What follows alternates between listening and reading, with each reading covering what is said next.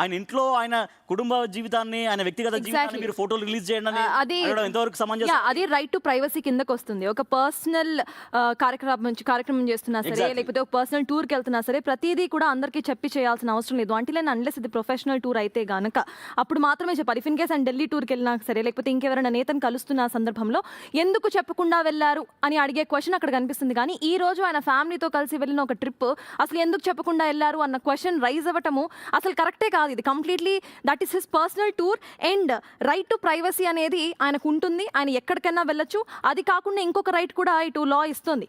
ఎక్కడ ఏ సందర్భంలో ఏ గుడినైనా సందర్శించే రైట్ ఆయనకుంది. ఆయనని క్వశ్చన్ చేసే అసలు అవకాశం ఏ ఒక్కరికి లేదు ఇక్కడ కావాలని చెప్పి నేను మళ్ళీ అదే చెప్తున్నా.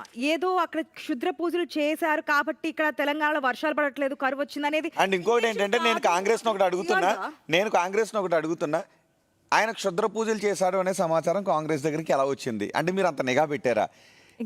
హరీష్ రావు ఎక్కడికి వెళ్తున్నాడు అనే నిఘా పెట్టారా, లేదంటే ఆయన ఫోన్ ట్యాపింగ్ చేశారు? ఇప్పుడు బీఆర్ఎస్ అడుగుతున్నది కూడా ఇదే. అంటే పాలన మానేసి క్షుద్ర పూజలు లేదు అంటే హరీష్ ప్రత్యర్థి పార్టీల నాయకులు ఎక్కడికి వెళ్తున్నారో అనే నిఘాలు పెడుతున్నారా?